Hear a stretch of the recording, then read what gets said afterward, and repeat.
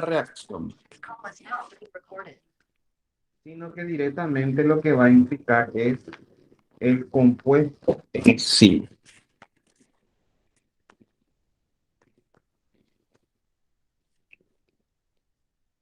¿Qué es una reacción química?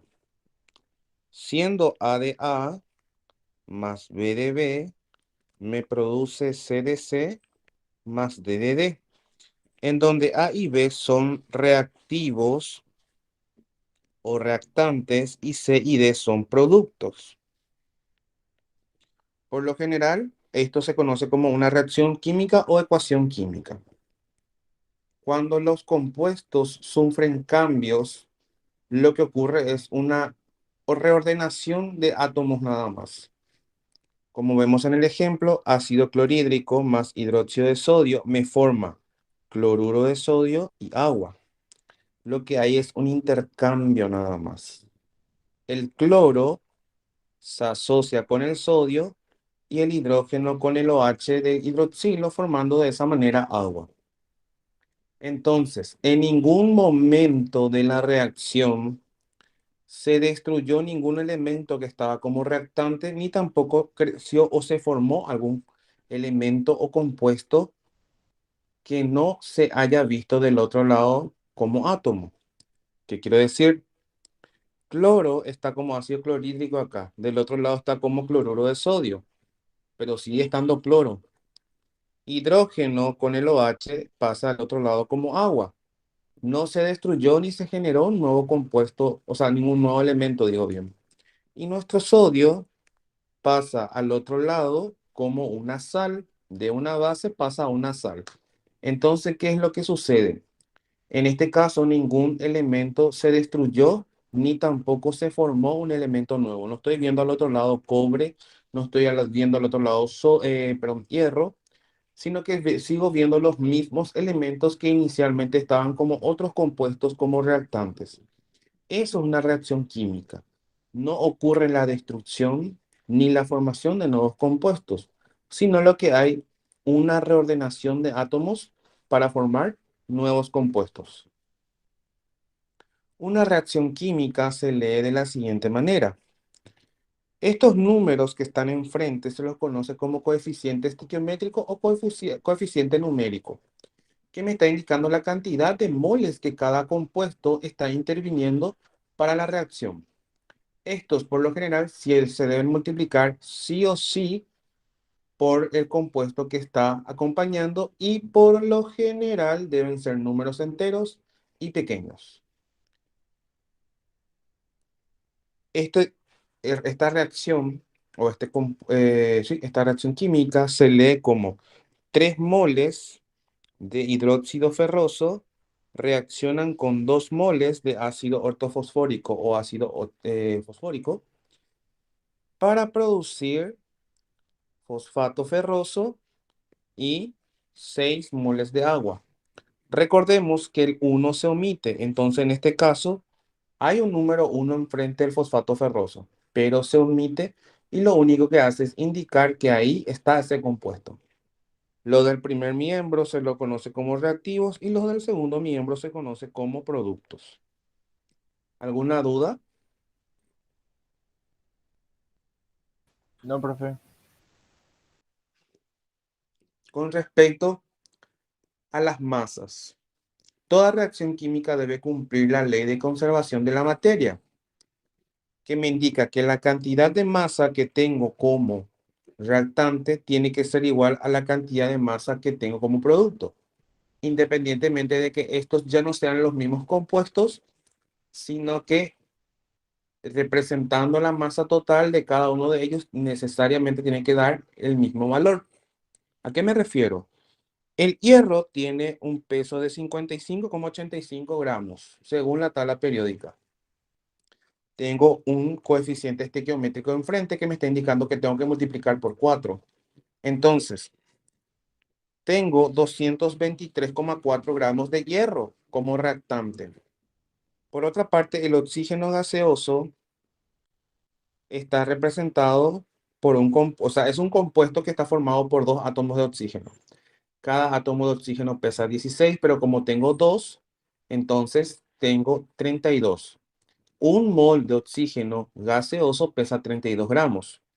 En este caso, tengo 3 en la reacción, entonces necesariamente tengo que multiplicar 3 por 32, que me da 96 gramos de oxígeno.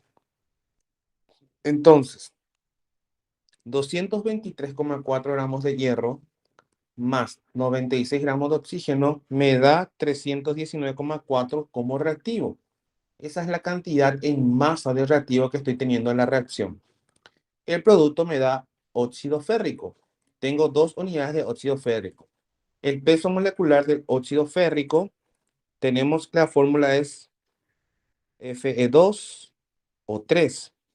El hierro pesa 55,85.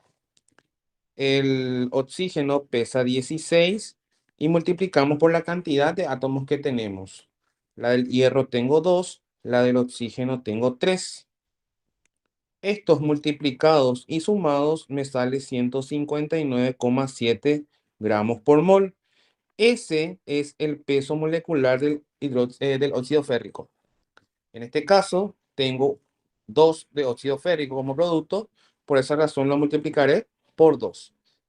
2 por 159,7 me da 319 gramos. Y como producto, también tengo la misma cantidad que tenía como reactante. Esto es porque toda reacción química tiene que cumplir lo que se conoce como ley de la conservación de la materia, que me dice que en toda reacción química no ocurre ni destrucción de átomos ni formación de nuevos átomos. O sea, no hay creación de nuevos átomos. Lo que ocurre es una reorganización de estos átomos para formar distintos compuestos, pero siempre va a mantener la misma cantidad de materia en ambos miembros, ya sea como reactante o como reactivo, como producto, perdón. ¿Se entiende? Sí, profe.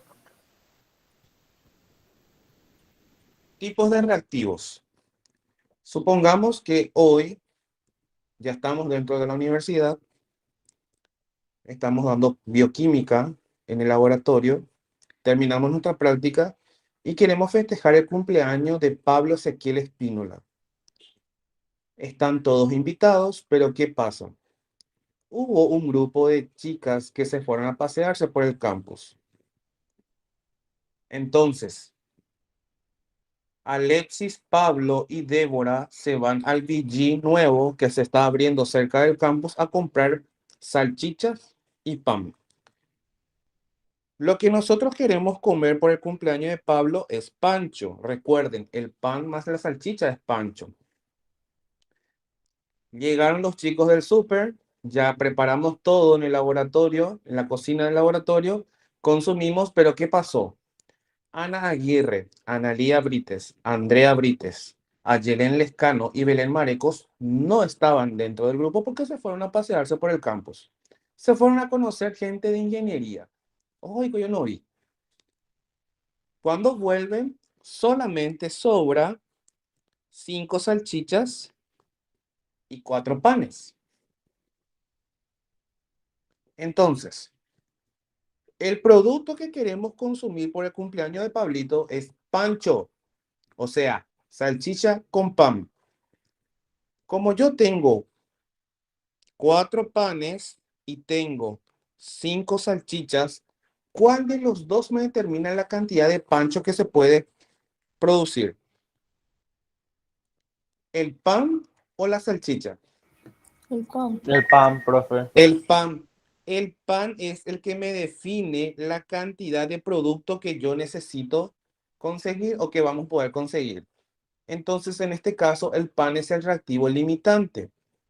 ¿Por qué? Porque es aquel que se agota en la reacción definiendo la cantidad de producto que se va a formar. Entonces, depende del pan la cantidad de pancho que se va a comer.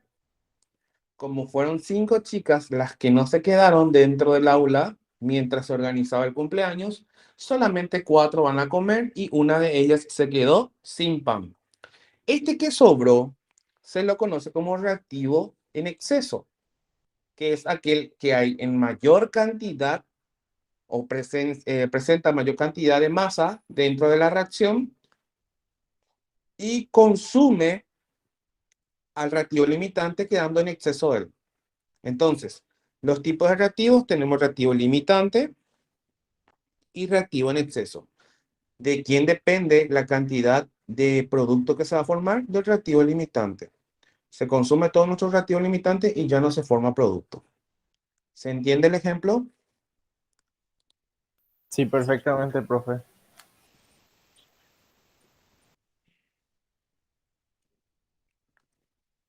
Tipos de reacciones.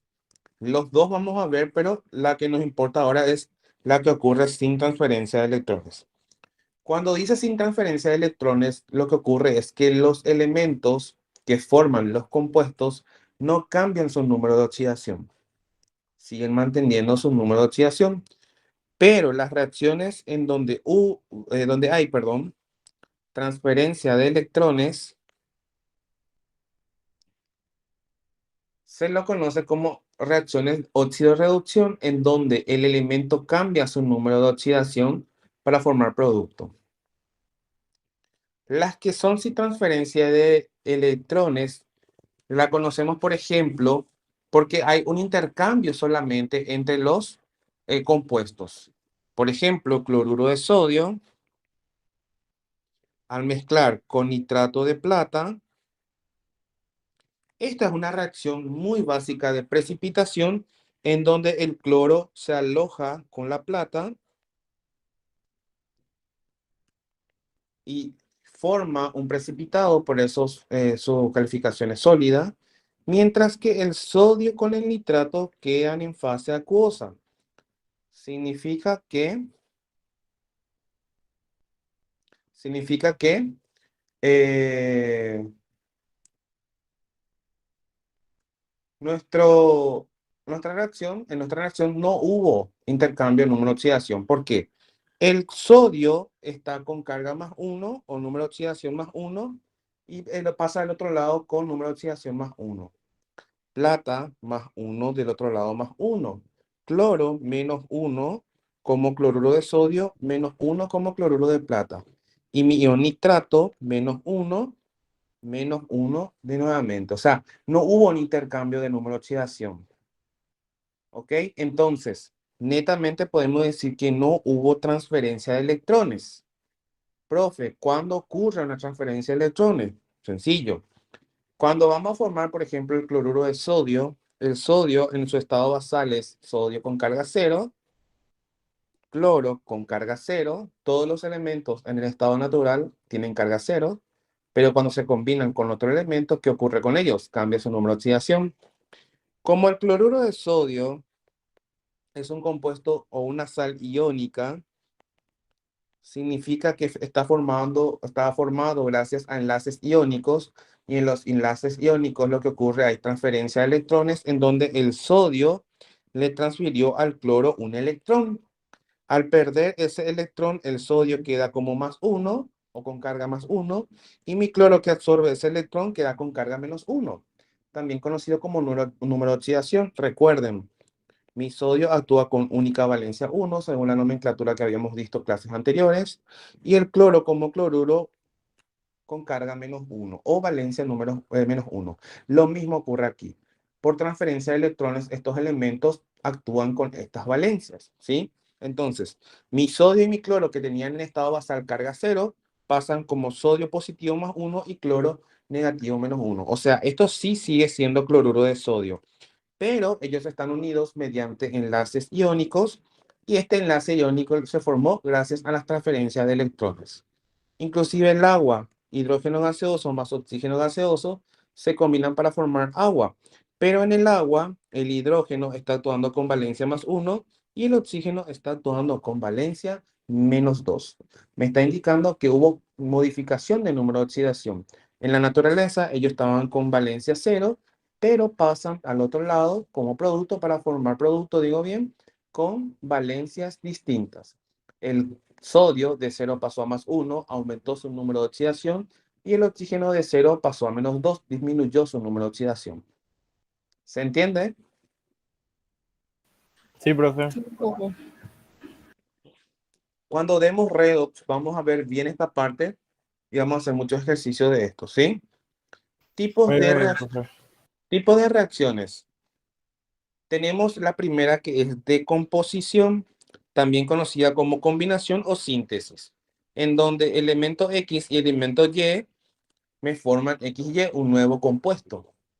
Ejemplos: metal y oxígeno me da óxido básico, no metal más oxígeno me da anhídrido, hidrógeno más oxígeno me da agua, metal más hidrógeno, hidrometálico, hidrógeno más no metal, hidrácido, no metal más hidrógeno, hidrometálico, metal más no metal, sal binaria, no metal más no metal, compuesto covalente. Todos estos con sus respectivos ejemplos al lado. También se pueden formar cuando tenemos un compuesto con un compuesto. Para formar un nuevo compuesto, sigue siendo una reacción de composición. Óxido básico más agua me da hidróxido. Anhídrido más agua me da oxácido, con sus ejemplos correspondientes. Entonces, las reacciones de composición son aquellas que forman nuevos compuestos por reordenamiento de átomos. ¿Ok? Muy bien, profe. La de descomposición es cuando un compuesto se descompone en sus elementos básicos o puede ser en un compuesto más un elemento básico.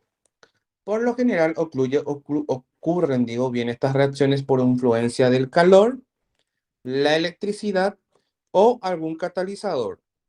Usted, para que se entienda, el catalizador es aquel que ayuda a que la reacción se forme o ocurra, pero no está implicado en la reacción. O sea, no reacciona con el reactante para formar el producto.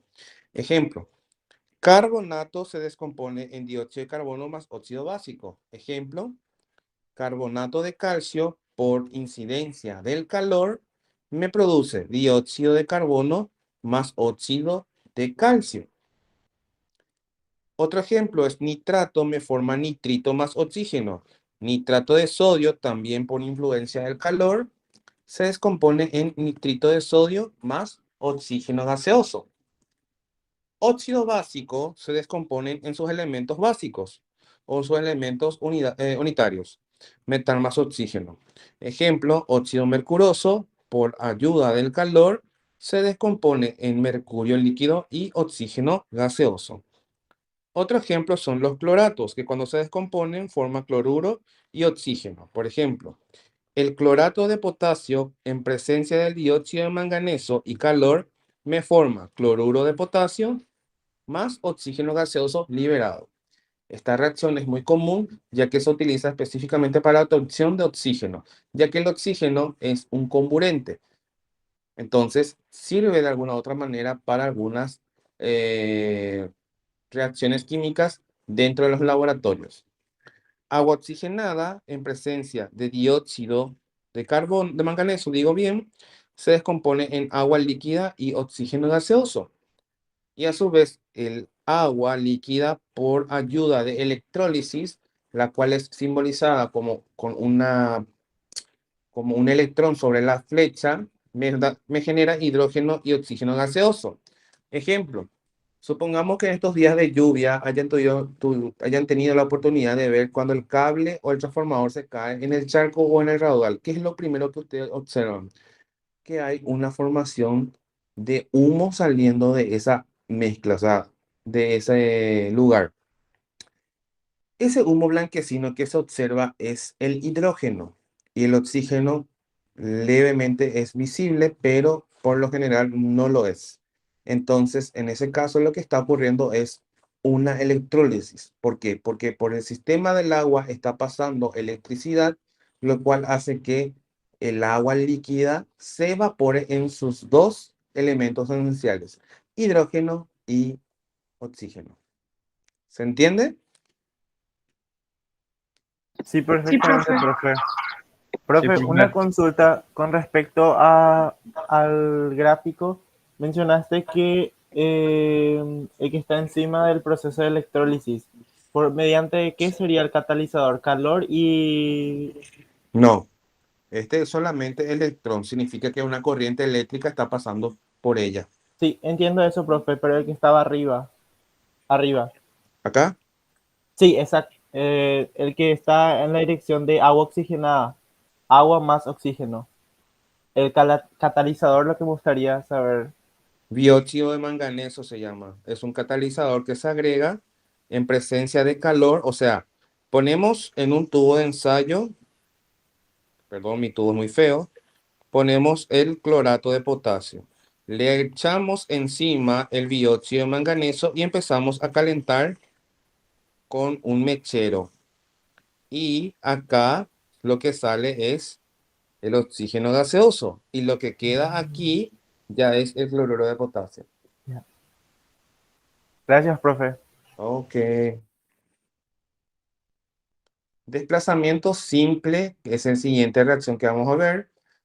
Para que más o menos se acuerden de mí, esta reacción lo llamaremos el famoso reacción de Tesapoe. ¿Por qué?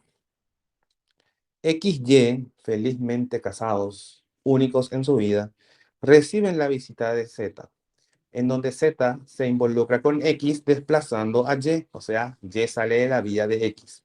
Entonces lo que ocurre es un caso de desplazamiento o usurpación o reemplazo, en donde Z reemplaza a Y quedando como compuesto nuevo. Por lo general, vamos a ver varios desplazamientos, entre ellos el primero que es el desplazamiento simple de hidrógeno. Los metales pueden desplazar al hidrógeno del agua líquida, del agua en estado de vapor y de los ácidos por su actividad. Esta actividad o reactividad de metales se rige por la siguiente tabla. Litio, potasio, rubidio, bario, estroncio, calcio y sodio pertenecen al grupo 1 y son capaces de desplazar al hidrógeno del agua líquida. Magnesio, aluminio, manganeso, cromo, zinc, cromo, en donde estamos cromo con más 2, cromo más 3, galio y hierro más 2, pertenecen al grupo 2 y estos son capaces de desplazar al hidrógeno del vapor de agua. Tercer grupo, cadmio más 2, cobalto más 2, níquel más 2, estaño más 2 y plomo más 2 son aquellos que pertenecen al grupo 4, grupo 3, y estos son capaces de desplazar al hidrógeno de los ácidos. Los que no pueden desplazar al hidrógeno ni del agua líquida, ni del vapor, ni de los ácidos son cobre con sus dos valencias, plata, mercurio, paladio, platino y oro. Entonces, esta sería nuestra tabla. Pero ¿qué pasa? Aquellos elementos que están en el primer grupo pueden desplazar al hidrógeno de cualquier sistema, del agua líquida, del vapor del agua y de los ácidos. Aquellos que están en el segundo grupo solo pueden desplazar al hidrógeno del vapor del agua y de los ácidos, pero no pueden desplazar al hidrógeno del agua líquida.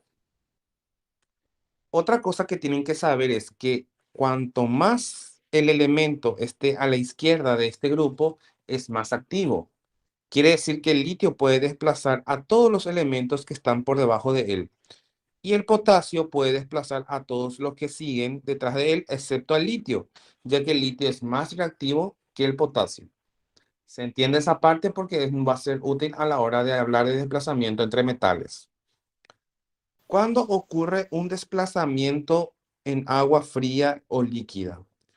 Cuando mi metal, que puede ser del primer grupo, se mezcla con el agua y forma su hidróxido correspondiente más hidrógeno gaseoso. Ejemplo, agua líquida más sodio me forma hidróxido de sodio más hidrógeno liberado. Agua líquida más zinc está en el grupo 2, no ocurre la reacción. Y más vale, ¿cuántas familias en Paraguay tienen chapacín? Imagínense si llueve y empieza a reaccionar. La reacción entre el agua y un metal del primer grupo es muy activa. Entonces, ¿se imaginan las explosiones dentro de las casas o sobre las casas de las personas que tienen chapacín? Por esta razón es que se utiliza chapacín, porque no reacciona con el vapor de agua, con el agua líquida, perdón, pero sí con el vapor de agua. Ahora, profe, ¿por qué entonces Cuando hay nieblina no reacciona la chapa con el vapor del agua. Muy sencillo, todos los chapacín que se están utilizando actualmente ya tienen cobertores pintados que hacen que cuando tengan contacto con vapor de agua no reaccionen, ¿ok? Cuando ocurre un desplazamiento simple de vapor de agua, sencillo. Cuando el vapor de agua se mezcla con un metal que puede ser del grupo 1 o del grupo 2, forma un óxido básico más hidrógeno liberado. Ejemplo, agua en estado de vapor más aluminio. Vemos que el aluminio pertenece al grupo 2, o sea, esa reacción puede ocurrir. Me forma óxido alumínico más hidrógeno liberado. Pero agua en estado de vapor más cadmio, podemos observar que cadmio está en el grupo 3. No ocurre la reacción porque el cadmio no puede desplazar al hidrógeno del agua en estado vapor. Desplazamiento simple del hidrógeno de los ácidos. El ácido más el metal, que puede ser del grupo 1, puede ser del grupo 2 o puede ser del grupo 3, forma una sal de ese metal más hidrógeno liberado. Ejemplo, ácido clorhídrico más zinc, cloruro de zinc más hidrógeno liberado.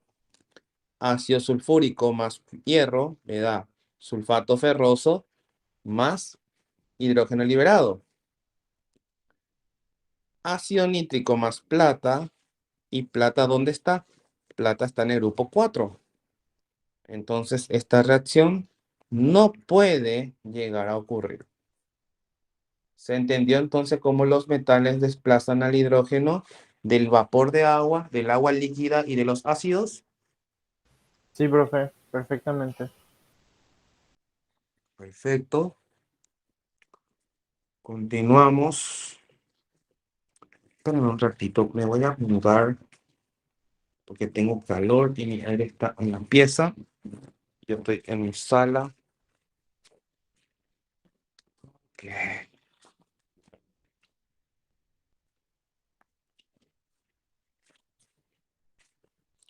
También vamos a ver, como les dije a ustedes, el desplazamiento que ocurre entre metales, en donde un metal más reactivo va a desplazar a otro metal menos reactivo. Entonces, ¿qué es lo que ocurre? Tenemos una sal en donde está mi metal menos activo en presencia de otro metal más activo, forma una nueva sal y el metal menos activo queda liberado. Por ejemplo, cloruro de zinc más magnesio forma cloruro de magnesio más zinc. Imagínense, tenemos al zinc acá. Espera un ratito. Vamos a salir. Voy a volver a presentar. Y ahí, la reacción era cloruro de zinc más magnesio. El zinc está aquí y el magnesio está sobre el zinc. Significa que el magnesio puede desplazar al zinc. Entonces, en este caso, la reacción es factible. Bromuro de sodio más aluminio. El sodio está acá en el grupo 1 y el aluminio está acá en el grupo 2. O sea, el aluminio no puede desplazar al sodio. Entonces, esta reacción no ocurre. Sulfato de cobre más hierro, si nos fijamos, cobre está acá en sus dos presentaciones y hierro está en el segundo grupo. Entonces el hierro sí puede desplazar al cobre. Entonces la reacción que se forma es sulfato ferroso más cobre liberado. Pero si fuese al revés, sulfato ferroso más cobre, la reacción no ocurre. ¿Se entiende? Sí, profe. Es como dijiste, mientras más alejado esté el elemento, más posibilidad tiene En de realidad, pasar. cuando esté inclusive cerca, supongamos entre el calcio y sodio, supongamos entre el calcio y sodio. Si yo tuviese, por ejemplo, cloruro de sodio más calcio, ¿va a ocurrir o no el desplazamiento? Sí, profe. Sí, Va a profe. ocurrir. Va a ocurrir porque el calcio está más a la izquierda que el sodio. Significa que está más alto en la tabla de reactividad de los metales. Entonces se va a formar el cloruro de calcio más sodio liberado. ¿Se entiende? Sí, profe, perfectamente. Otro tipo de caso de desplazamiento son los desplazamientos simples entre halógenos. Los halógenos son cuatro nomás luego, entonces no va a haber tanto problema en identificar cómo sería eso. El orden que se tiene en cuenta es la electronegatividad. El flúor es más electronegativo que el cloro es más electronegativo que el bromo y el bromo más electronegativo que el yodo. Entre los cuatro es el yodo el que tiene menor probabilidad de desplazar a los demás. ¿Por qué? Porque es el menos electronegativo, o sea, el menos reactivo. Entonces, el flúor puede desplazar al cloro, también al bromo y también al yodo, pero el cloro no puede desplazar al flúor, pero sí a los otros dos, y así sucesivamente. ¿De dónde le va a desplazar? De los hidrácidos. El hidrácido más un halógeno activo o más reactivo me forma un hidrácido nuevo más al halógeno liberado que es el menos reactivo. Por ejemplo, ácido hídrico más cloro gaseoso, en donde todos ya sabemos que el cloro es más electronegativo que el yodo, entonces forma un nuevo hidrácido que es el ácido clorhídrico y se queda el yodo liberado. Ácido bromídico más yodo, si se dan cuenta, el bromo es más electronegativo que el yodo, el bromo es más electronegativo que el yodo, entonces esta reacción no ocurre.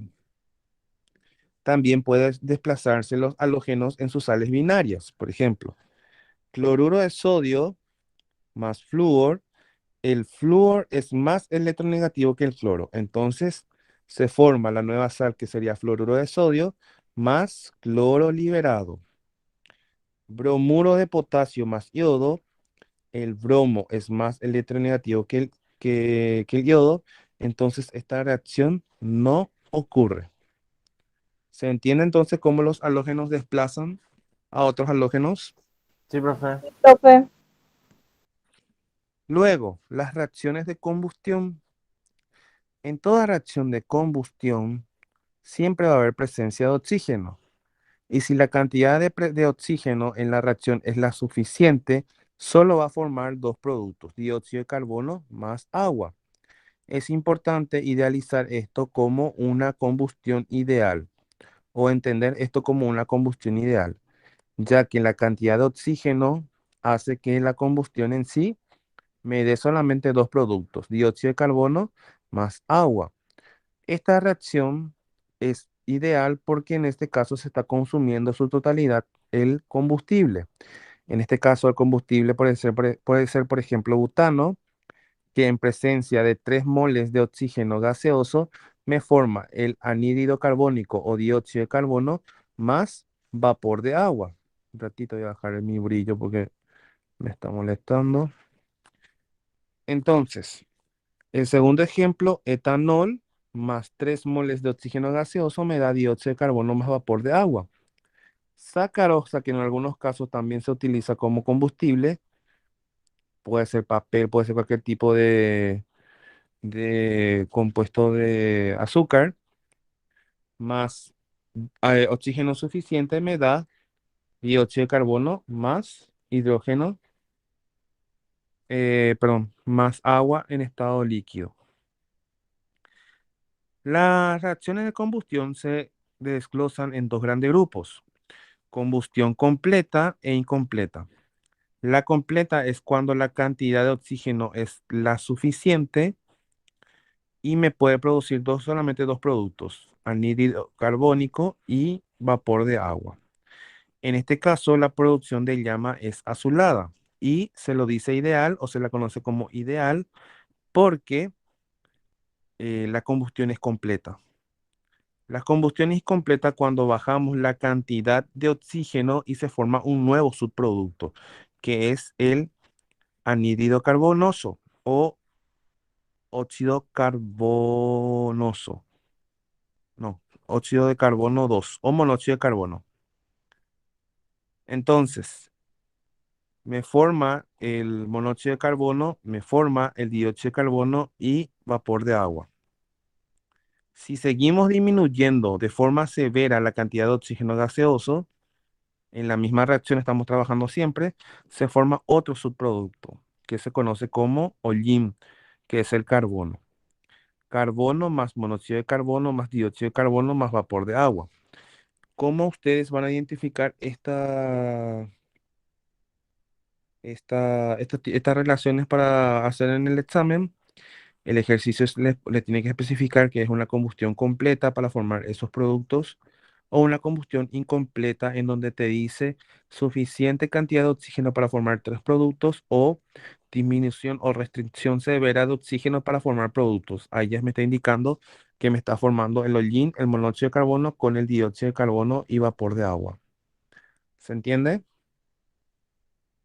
Sí, profe. Estequiometría de composición.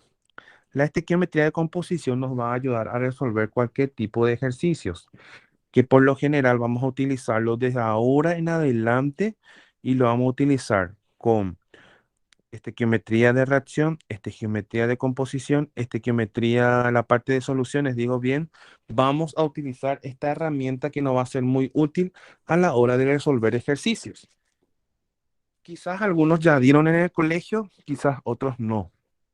Y también lo pueden utilizar en el área de física. Vamos con un ejemplo para entender bien cómo sería el tema de factor de conversión. Bueno, hoy es el 26.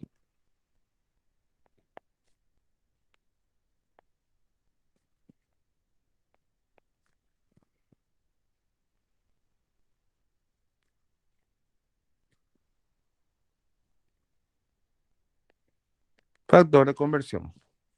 Supongamos lo siguiente. El factor de conversión siempre va a iniciar con el dato indicado o con lo que se está buscando.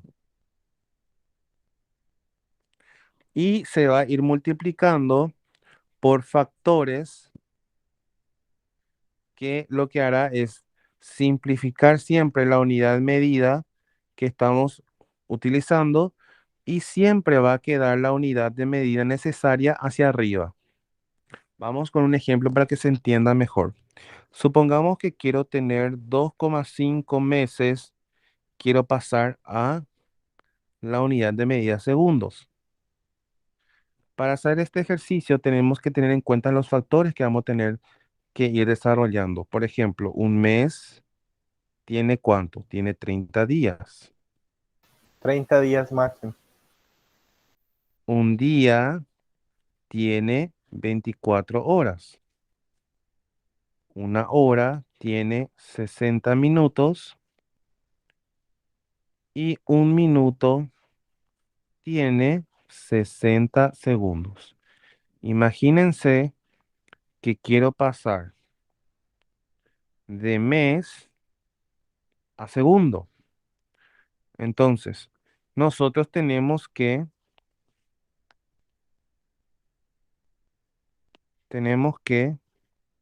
queremos saber estos 2,5 meses, cuántos segundos equivale. Y ese sería nuestro dato indicado, ¿sí?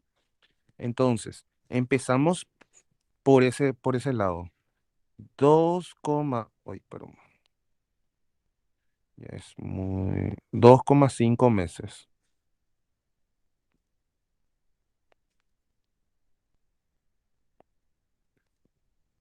por un mes. ¿Cuántos días tiene? Tiene 30 días. Por un día tiene 24 horas. Una hora tiene 60 minutos.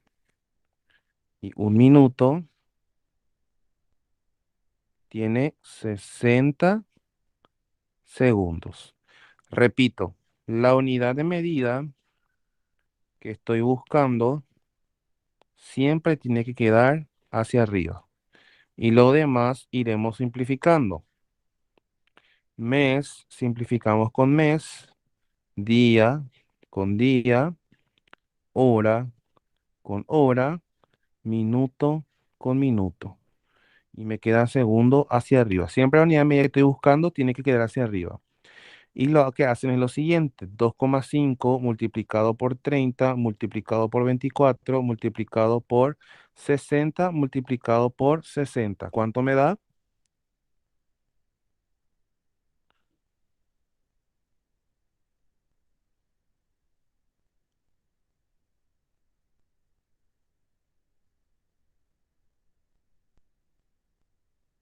A ver si me ayudan.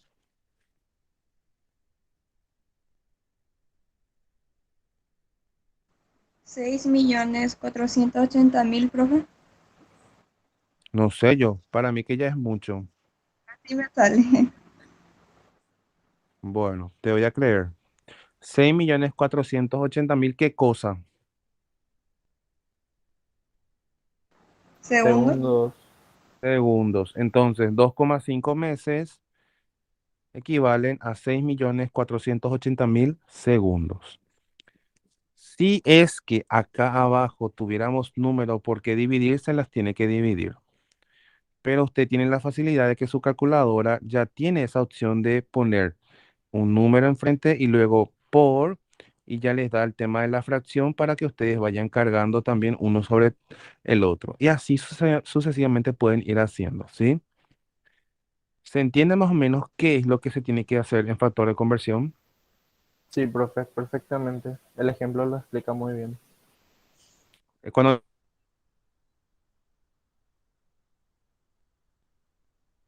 entramos en la parte de química, tienen que atender bien eso, ¿sí? Eh, masa atómica, masa molar, mol, abogada, fórmula, peso, fórmula. Primeramente, ¿qué es mol? Mol es la cantidad significativa de masa que tiene cualquier elemento y que está constituida por el número de Avogadro de partículas elementales. El número de Avogadro tiene un valor de 6,022 por 10 a la 23, que representa la cantidad de átomos que hay en un mol de elemento o cantidad de moléculas que hay en un mol de moléculas. ¿A qué se refiere esto? Que un mol de sodio, que es elemento, equivale a 6,022 por 10 a la 23 átomos de ese elemento. Pero un mol, por ejemplo, de agua, que ya es un compuesto, equivale a 6,022 por 10 a la 23 moléculas de agua. ¿Se entiende? Cuando hablamos de elemento sodio, perdón, de elemento solo es átomo. Y cuando hablamos ya de un compuesto es molécula, pero siempre equivaliendo o equivale a ese número de Avogadro. Supongamos que tenemos al hidrógeno. La información que nos da la tabla periódica es que el hidrógeno pesa 1,008 UMA, unidad de masa atómica. Lo que nos está dando es su masa atómica. Pero cuando hablamos de su masa molar, equivale a 1,008 gramos de hidrógeno, lo cual me hace entender lo siguiente, que un mol de átomo de hidrógeno equivale a 6,022 por 10 a la 23 átomos de hidrógeno y que pesa 1,008 gramos de hidrógeno. Entonces, si yo digo que un mol de hidrógeno pesa 1,008 gramos de hidrógeno, para la parte de factor de conversión se va a entender entonces que 1,008 gramos de hidrógeno pesa un mol de hidrógeno. O gramos por mol también vamos a utilizar más adelante. Masa fórmula o masa molecular es el peso total del compuesto teniendo en cuenta los átomos presentes dentro de la fórmula. Por ejemplo, ozono. Ozono está constituido por 3 átomos de oxígeno. Cada átomo de oxígeno pesa 16 UMA. Entonces, Si el ozono tiene 3 de oxígeno, el peso del ozono es 3 por 16, que me da 48. Entonces, una molécula de ozono pesa 48 UMA. Vamos con algo que vamos a ir viendo más adelante y vamos a utilizar mucho, con compuestos de 3 átomos. Ácido sulfúrico. Tengo en la fórmula de ácido sulfúrico 2 de hidrógeno, 1 de azufre y 4 de oxígeno. 2 de hidrógeno, 1 de azufre y 4 de oxígeno. Multiplicado por sus pesos atómicos, 1 para el hidrógeno, 32 para el azufre y 16 para el oxígeno, multiplicando por las cantidades correspondientes, me da 2, 32 y 64, que sumado los tres me da 98 UMAS. Significa que una molécula de ácido sulfúrico pesa 98 UMA, pero un mol de ácido sulfúrico pesa 98 gramos de ácido sulfúrico. Eso es masa fórmula. Quitar el peso del compuesto teniendo en cuenta la cantidad de átomos de los elementos que lo componen multiplicados por sus pesos atómicos. ¿Se entendió el ejemplo? Sí, profe. Vamos a hacer algunos ejercicios para que tengamos en cuenta. Este, por ejemplo, ya hicimos, que es la del ácido sulfúrico, que es el mismo ejemplo que está acá. Es el mismo. Vamos a hacer el segundo. Si la densidad del agua es igual a 1 gramo por ml y si una persona consumió 250 ml de líquido vital, ¿cuál ha sido la cantidad de moléculas de agua ingerida por la persona? Moléculas de agua, me dice. Tengo que relacionar con el número de Avogadro. Entonces, primer punto. Me dice, este sería el ejercicio 2.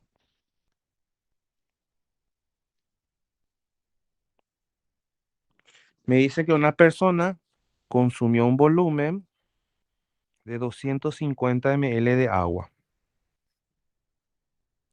Aparte de eso, me está indicando que la densidad del agua es 1 gramo por ml. Jamba, es la densidad, profesor. Densidad es masa sobre volumen. Si me dice que vale 1 gramo por ml, significa que 1 ml de esa solución pesa 1 gramo, o bien 1 gramo de esa solución equivale a 1 ml de volumen. Entonces, si por ejemplo me hiciese que es 1,18 gramos por ml, entonces 1 ml de esa solución pesa 1,18 gramos de esa solución. O 1,18 gramos de esa solución equivale a 1 ml. ¿Ok? Me pide moléculas de agua que consumió la persona en 250 ml de agua. Entonces, ¿de dónde vamos a partir para nuestro factor de conversión? Del volumen consumido. La persona consumió 250 ml de agua por, según la densidad, 1 gramo de agua equivale a 1 ml de agua. Esto que yo acabo de quitar es densidad. Tengo que llegar hasta molécula. Lo único que relaciona la molécula es mol. Un mol del agua equivale a 6,022 por 10 a la 23 moléculas de agua. Pero yo acá solamente tengo gramos. ¿De dónde quito el resto? También sé que un mol de agua equivale a su peso molecular. ¿Y cuánto es el peso molecular del agua? Sencillo. Tenemos la fórmula. En la fórmula tenemos 2 de hidrógeno y tenemos 1 de oxígeno. Sería 2 por 1, que es el peso atómico del hidrógeno, y 1 por 16, que sería el peso atómico del oxígeno. Aquí me da 2, acá 16, sumado me da 18 gramos por mol de agua. Significa que un mol del agua pesa 18 gramos de agua. Entonces, un mol de agua pesa 18 gramos de agua. Ahora, acá recién yo puedo relacionar con molécula. Un mol de agua. ¿Cuántas moléculas tiene? ¿O a cuántas moléculas equivale? Recién no me dije. A ver si alguien A, anotó. 10 a 18, profe. No, un mol de agua pesa 18 gramos de agua. Pero un mol de agua, ¿cuántas Ah, ok. moléculas equivale?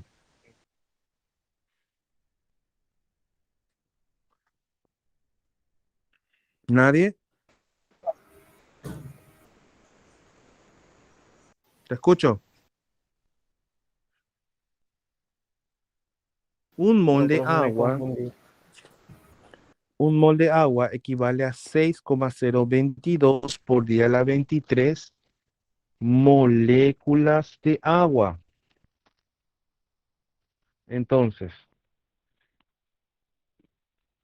ml de agua, simplificamos con ml de agua, gramo de agua, simplificamos con gramo de agua, mol de agua con mol de agua, y me queda molécula de agua, que es la unidad de medida que estoy buscando, porque es lo que me pregunta el ejercicio: ¿cuántas moléculas de agua equivalen 250 ml de agua que consume una persona, sabiendo que su densidad es de 1 gramo por ml?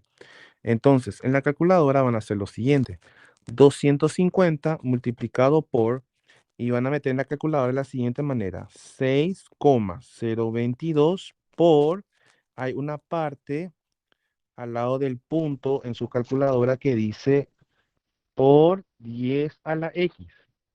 Van a apretar eso, ese teclado, y le van a poner después 23. Es igual, y ese resultado que le sale lo van a dividir por ¿cuánto? Por 18. Dividido 18.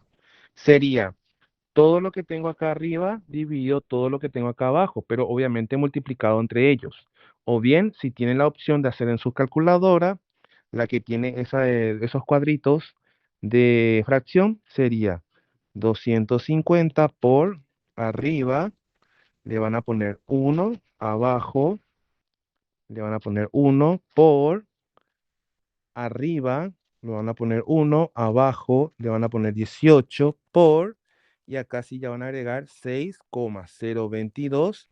Van a apretar ese teclado que tiene X, 10 a la X, 23, y abajo van a ponerle 1, que es un mol.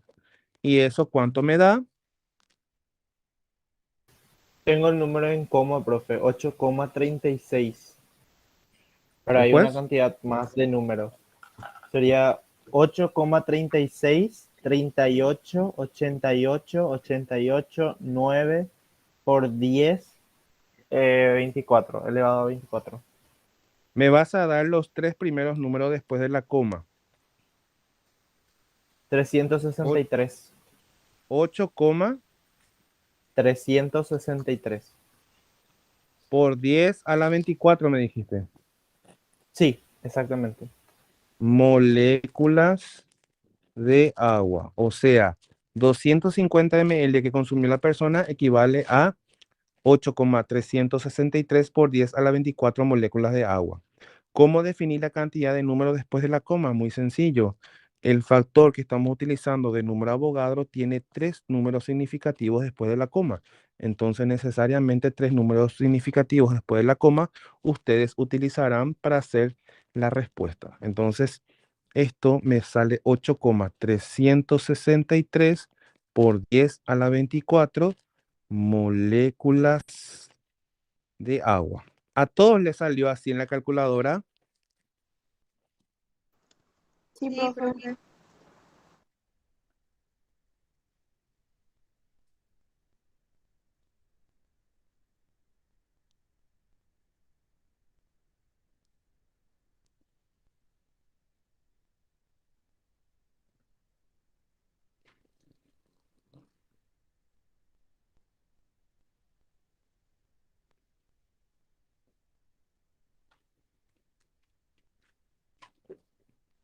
Perfecto.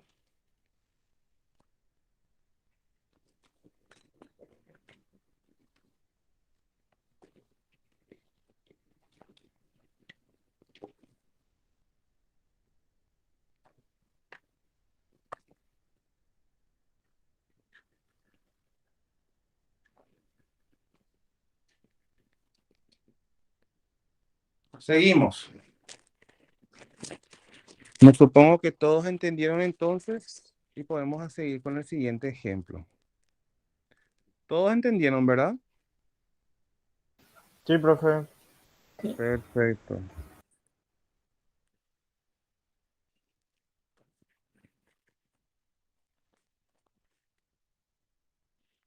El siguiente ejercicio dice, si se requiere 400 gramos de calcio, pero expresado en masa de fosfato de calcio, ¿qué cantidad se va a hallar de ese metal en esa cantidad de la sal? Supongamos lo siguiente. Supongamos todos que ya tenemos un campito. Este campo vamos a utilizar para que nuestro ganado, entiéndase ganado por vaca, no por otra cosa, consuma nuestra plantación. Para consumo animal sería nuestra plantación, ¿sí? Nosotros queremos que la cantidad de calcio dentro de nuestra plantación crezca de modo a que lo que va a consumir nuestro ganado genere mayor cantidad de producción de leche rica en calcio. Viene el ingeniero agrónomo de la Facultad de Ciencias Agrarias, egresado de ahí, y les dice a ustedes, necesitamos que 400 gramos de calcio tenga por parcela para producir mayor cantidad de leche del ganado, obviamente, rica en calcio. Y ustedes van a decir, bueno, vamos a comprar 400 gramos de calcio por cada parcela. No, error.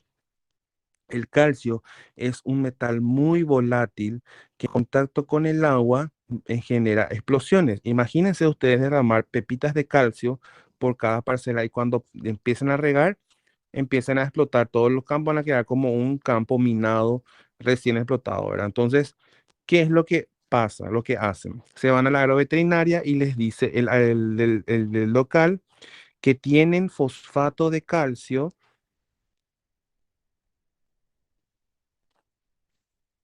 para, como fertilizante. Entonces, lo que ustedes tienen que hacer es saber qué cantidad de fosfato de calcio, digo bien, tienen que agregar por parcela que equivalga a 400 gramos de calcio. ¿Se entiende más o menos la analogía del ejercicio? Sí, profe. Perfecto. Calcio pesa 40, fósforo pesa 31, oxígeno pesa 16. En la fórmula tenemos 3 moles de calcio, tenemos 2 por 1, 2 moles de fósforo y tenemos 4 por 2, 8 moles de oxígeno. A ver si me ayudan, 40 por 3, 120. 31 por 2, 62. 16 por 8, ¿cuánto me da? 128, si no me equivoco, Sí, ¿verdad? profe, 128. Sumado, sumado los tres, ¿cuánto me da?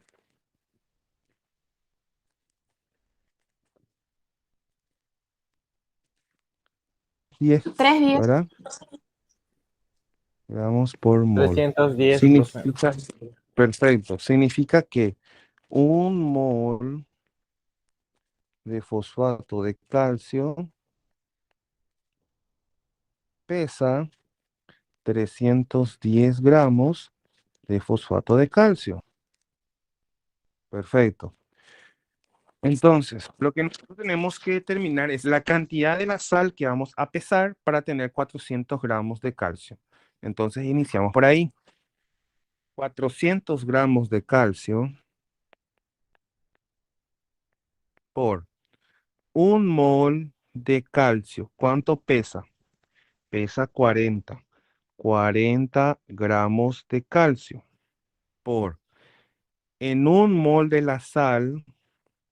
Pregunto a la clase, ¿cuántos moles de calcio tengo?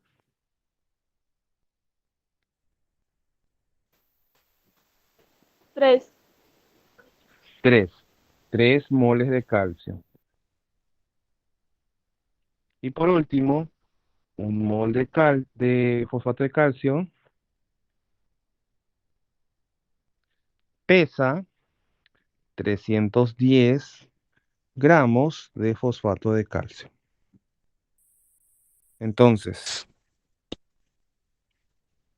gramo de calcio, simplificamos con gramo de calcio, mol de calcio con mol de calcio, mol de fosfato de calcio con mol de fosfato de calcio, quedándome gramos de fosfato de calcio. Entonces, 400 por 310 dividido entre paréntesis 40 por 3, ¿cuánto me da?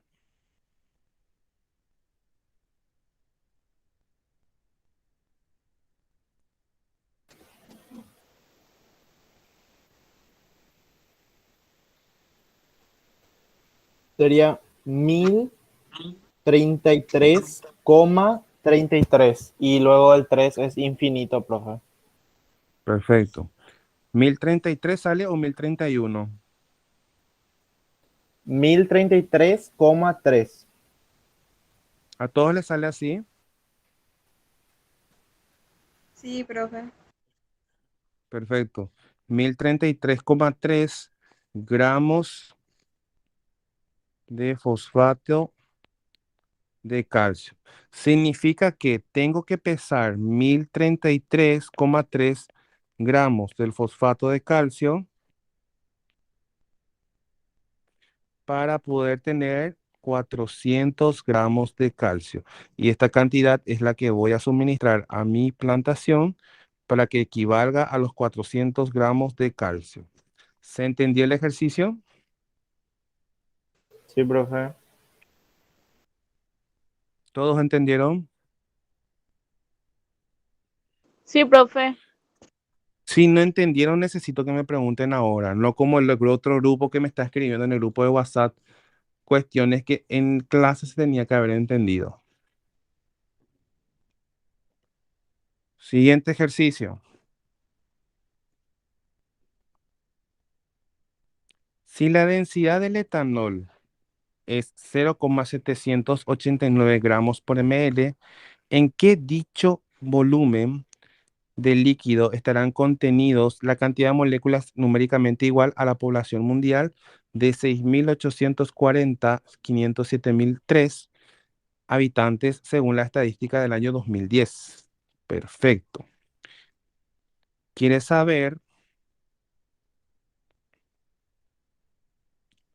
6.840? Creo que era así si no me equivoco. Perdón.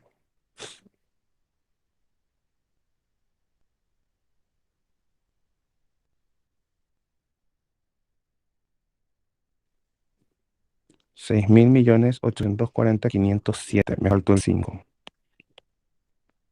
Etanol, ¿a cuánto equivale esto en volumen? Es lo que me está pidiendo. Sabiendo que la densidad es 0,789 gramos por ml de etanol, y eso es lo único que me dijo. A ver. Sí. La fórmula del etanol es C2H5OH. Su peso molecular tengo 2, hidrógeno tengo 5 más 1, 6 y oxígeno tengo uno solo. El carbono pesa 12 según la tabla periódica, el hidrógeno 1 y el oxígeno 16. Esto me da 24, esto me da 6, esto me da 16 y esto sumado me da 46 gramos por mol. O sea, un mol de etanol pesa 46 gramos, ¿ok? Entonces, quiero saber a cuántos ml equivale esta cantidad de moléculas de etanol, que es coincidente a la cantidad de habitantes en el mundo en el año 2010. Entonces, 6.840 millones, digo bien, 507.003 moléculas de etanol por, sabemos que un mol de etanol, ¿cuántas moléculas tiene? Un mol de etanol, ¿cuántas moléculas tiene?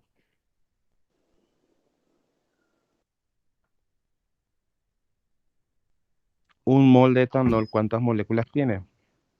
36, profe. No, un mol de etanol, ¿cuántas moléculas? Si yo te pregunto un mol de etanol, ¿cuánto pesa? Es ese. Pero ayer te pregunté ahora otra cosa. Un mol de etanol, ¿cuántas moléculas tiene? 6,2. 6,02. ¿Qué cosa? Decime todo, no Moléculas. me... Sí, pero no es 6,02. ¿Cuánto es el número real? 6,02 por 10 a la 23. Gracias. 6,022 por 10 a la 23. ¿Qué cosa? Moléculas de etanol por. Ahora sí, un mol de etanol, ¿cuánto pesa? 46 gramos por mol. Perfecto. Un mol de etanol pesa 46 gramos de etanol. Me pide volumen. Ahí voy a usar ya mi densidad. Sabemos que 0,789 gramos de etanol equivale a un ml de etanol. O bien dicho, un ml de etanol pesa 0,789 gramos de etanol. Entonces, agarren su calculadora. Molécula de etanol, simplificamos con molécula de etanol. Mol de etanol, simplificamos con mol de etanol, gramo de etanol con gramo de etanol y me queda ml de etanol, que es lo que el ejercicio me está pidiendo, porque me pide volumen. Entonces, calculadora, 6.840.507.003 multiplicado por 46 es igual, dividido, abro paréntesis, 6,022 por 10 a la 23 multiplicado por 0,789. ¿Cuánto me sale?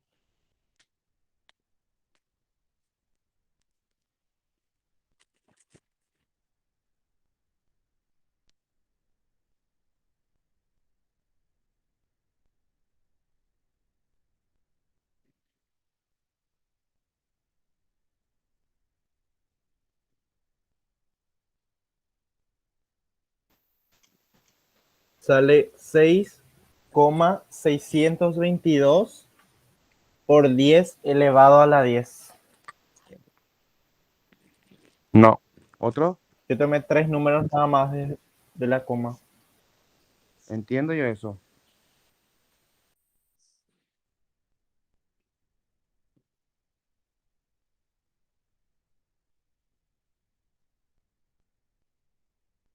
¿A alguien cuánto más le salió a lo demás? Profe, a mí me salió 6,622 por 10 elevado menos 13. ¿Me podés repetir, por favor? 6,622 por 10 menos 13.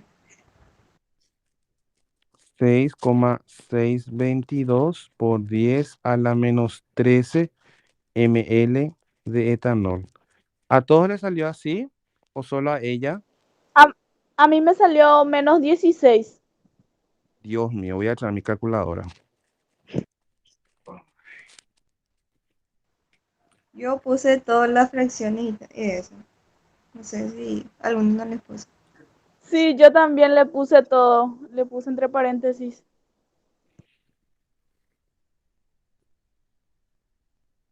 Ya apoyé.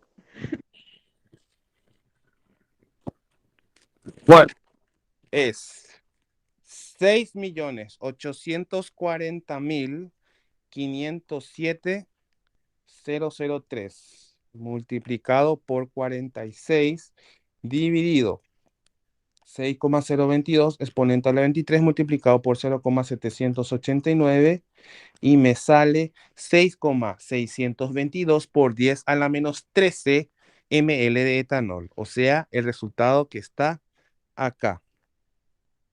Si no les sale, les recomiendo que vuelvan a probar.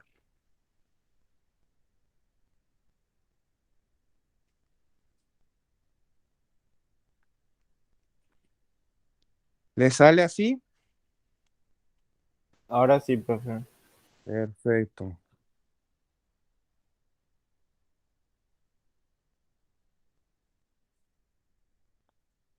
Siguiente ejercicio. ¿En cuántos gramos de pirofosfito férrico, cuya fórmula es, ojo, acá le da la fórmula, pero en el examen no va a haber fórmula, usted tiene que saber, estarán presentes con el contenido de 1 gramo de fósforo en esa cantidad de compuesto? Bueno, supongamos que nosotros queremos 1 gramo de fósforo, pero no podemos conseguir, me dice el de la agroveterinaria, que tiene fosfito de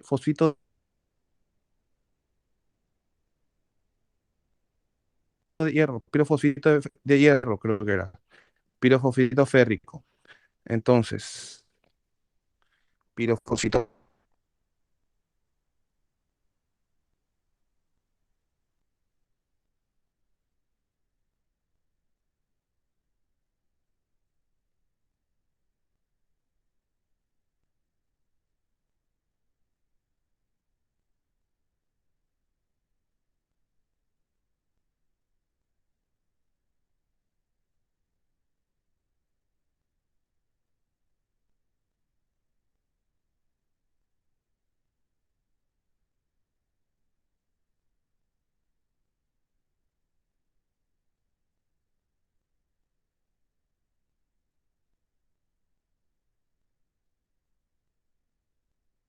Hola, ¿me escuchan?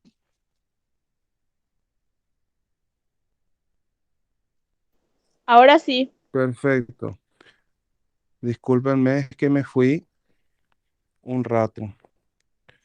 Bueno, seguimos. Ahí ven mi pantalla, ¿verdad? Sí, profe. Sí.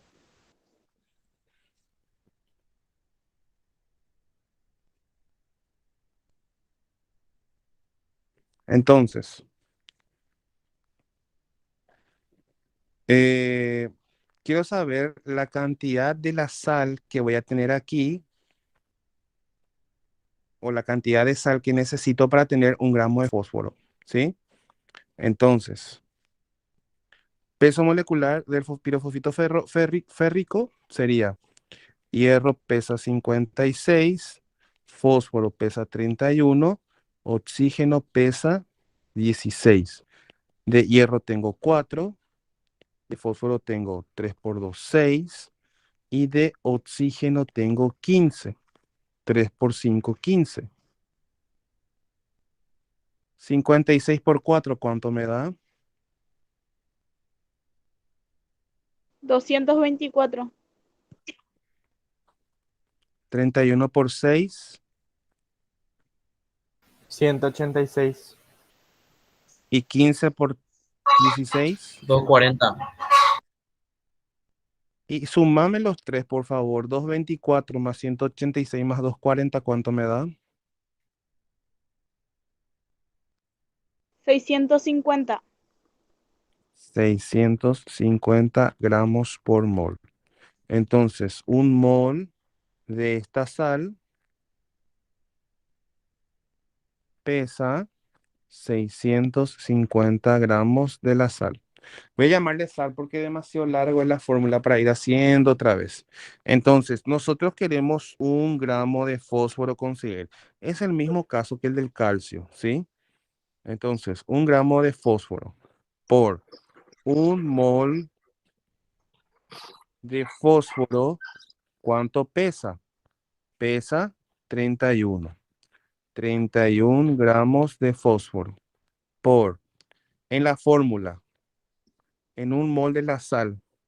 Pregunto a la clase, ¿cuántos moles de fósforo tengo?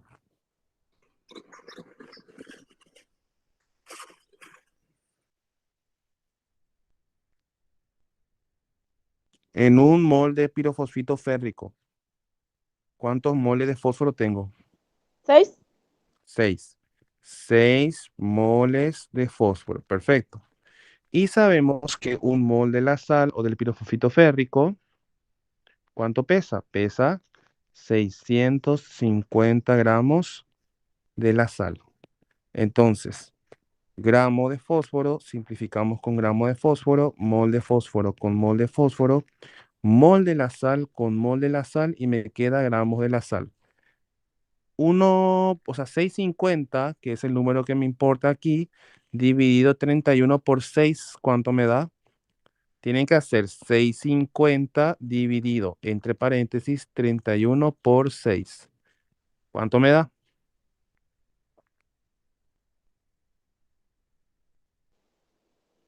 3,49. 3,49 gramos de pirofosfito férrico. ¿Qué significa eso? Que tengo que pesar aproximadamente 3,5 gramos de pirofosfito férrico para poder tener 1 gramo de fósforo. ¿Se entiende el ejercicio? Sí, profe. Pueden hacerlo también por regla de 3 simple. Solo que con regla de 3 simple hay dos. Tu micrófono, no sé quién es. Solo que con regla de 3 simple tienen que atender dos cosas. Primero, hay una alta probabilidad de que se pierdan y segundo, que salga el resultado diferente. ¿Cómo hago por regla de 3 simple? 1 mol de fósforo pesa 31 gramos de fósforo. ¿Cuántos moles de fósforo voy a tener para 1 gramo de fósforo? ¿Cuánto me sale X? Si me pueden ayudar, sería 1 dividido 31.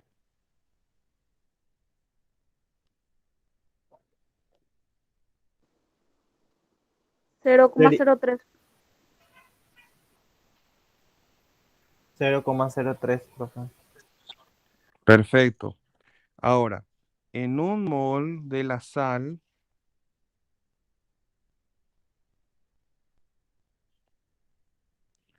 tengo 6 moles de fósforo. ¿Cuántos moles de la sal voy a tener para 0,03 moles de fósforo? Eso dividido 6 otra vez, ¿cuánto sale?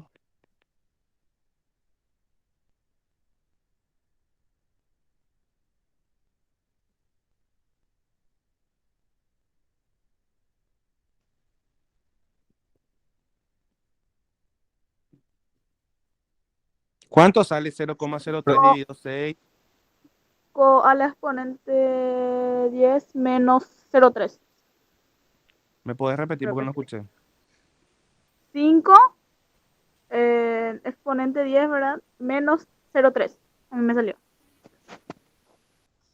A Sí. mí me salió igual que la compañera. Perfecto. ¿Mol de qué? De pirofosfito férrico. Ahora, si 1 mol del pirofosfito férrico me pesa 350 gramos de pirofosfito férrico, 5 por 10 a la menos 3 moles de pirofosfito férrico, ¿a cuántos gramos de pirofosfito férrico a, me va a corresponder?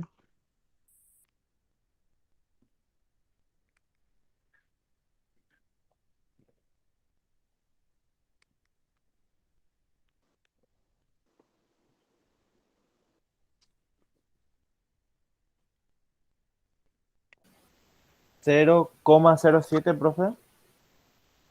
Espera que un ratito, algo hicimos mal. Porque el último 1, sería 350 dividido. multiplicado A sería. mí me, a mí me sale 1,75.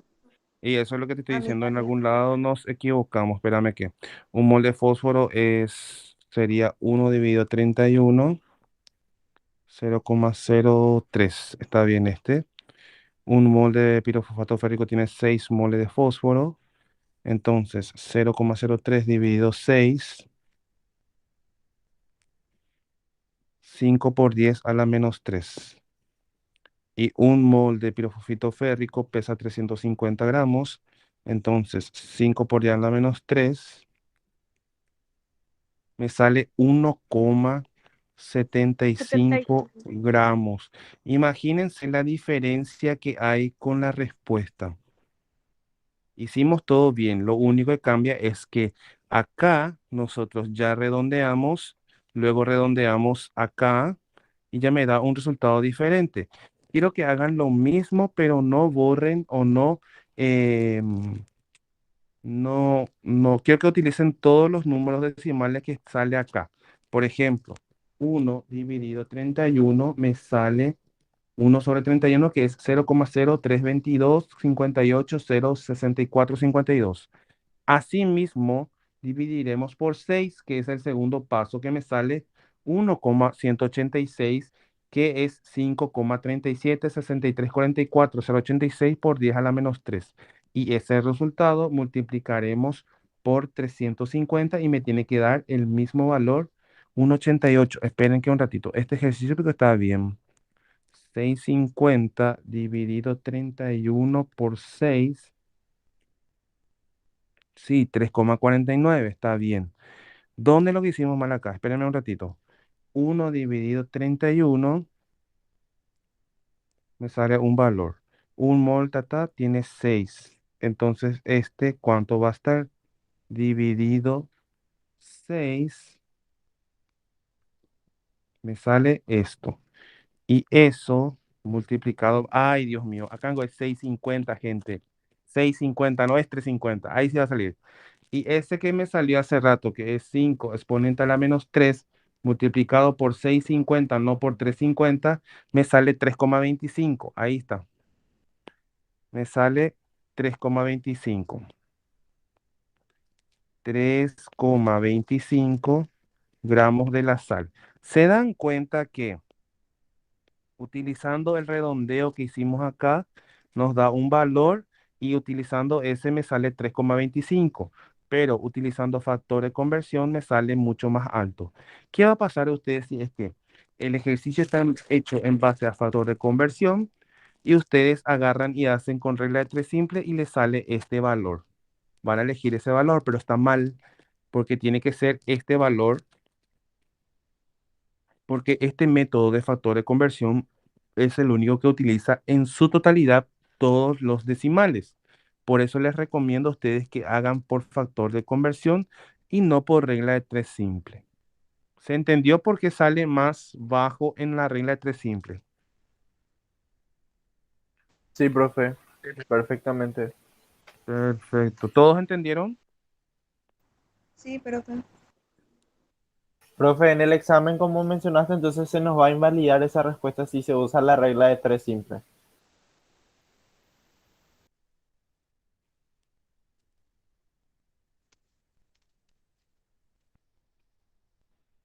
¿Cómo? Yo había preguntado nada No más escuché. si es que a la hora de hacer el ejercitario en el examen se nos va a invalidar esa respuesta por haber utilizado el método de la regla de 3 simple, ¿verdad? No, lo que pasa es que el ejercicio está hecho en base a la regla de 3 simple, a la factor de conversión, porque es aquel que utiliza en su totalidad todos los decimales. Te doy otra opción. Podés hacer por regla de 3 simple, pero acá utiliza todos los números después de la coma y te va a salir la respuesta igual. Te doy un ejemplo. Hace conmigo 1 dividido 31, que es el primer factor de conversión, me sale 1/31 acá. Eso utilizamos acá. 1/31 dividido 6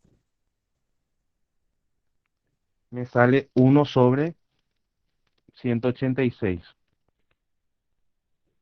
Y eso utilizamos acá, 1/186 por 650 y ahí me va a salir 3,49 gramos de Sí, la sal. profe, exacto, El sale. error, el error es que cuando nosotros hacemos por factor de conversión, lo que se tiende a hacer es directamente redondear y ahí pues lo que sale mal. Por eso es recomendable utilizar factor de conversión. Muy bien, gracias, profe. Perfecto. Último ejercicio, porque después este es para la próxima clase. Reacciones, ejercicio de geometría de reacción. Si el 70% del cuerpo humano está constituido por agua, ¿cuántos moles del líquido se hallarán formando parte de un hombre cuya masa corporal es de 80 kilogramos? Dice que una persona tiene 80 kilogramos y que nuestro cuerpo está compuesto por un 70% de agua. Esto es lo que me está queriendo decir, de que por cada 100 gramos de cuerpo o de persona, 70 gramos es agua. Eso es lo que me está queriendo decir. Y me piden moles de agua presentes en un cuerpo de 80 kilogramos. Entonces, iniciamos por 80 kilogramos para factor de conversión. 80 kilogramos de cuerpo. Paso esto a gramos. Sabemos que un kilogramo de cuerpo equivale a 1000 gramos de cuerpo. Según el porcentaje, 100 por cada 100 gramos de cuerpo, 70 gramos es agua. ¿Y cuánto pesaba el agua? ¿Peso molecular del agua cuánto es? 18, si no me Peso equivoco. mol 18. 18, perfecto, perfecto. Un mol de agua pesa 18 gramos de agua. Entonces, simplificamos. Kilogramo de cuerpo con kilogramo de cuerpo, gramo de cuerpo con gramo de cuerpo, gramos de agua con gramos de agua y me queda mol de agua, que es lo que el ejercicio me está pidiendo. Sería 80 por 1000 por 70 dividido, abro paréntesis, 100 por 18.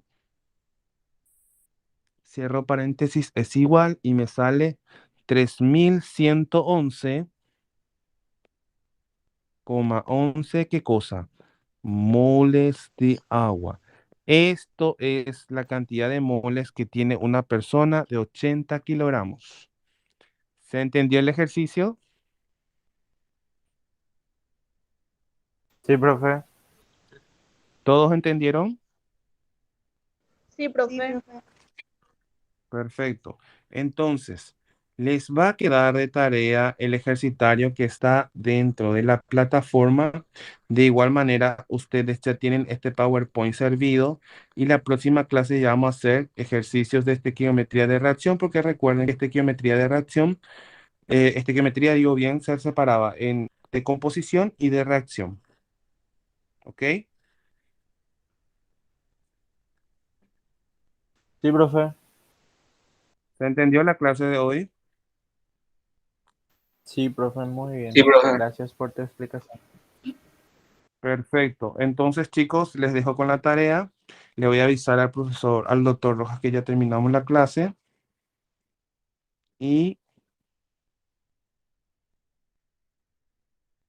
damos por finalizada la clase de hoy. Si tienen alguna duda, pueden preguntar ahora.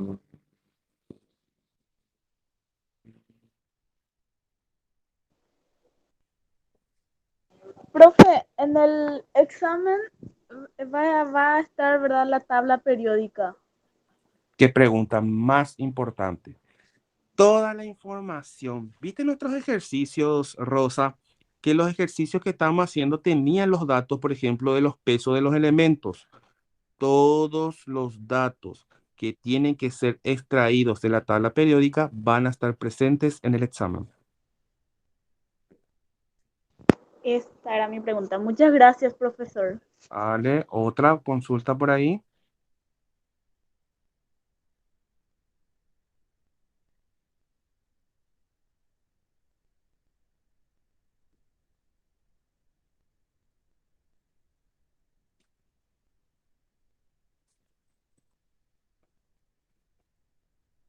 ¿Nadie?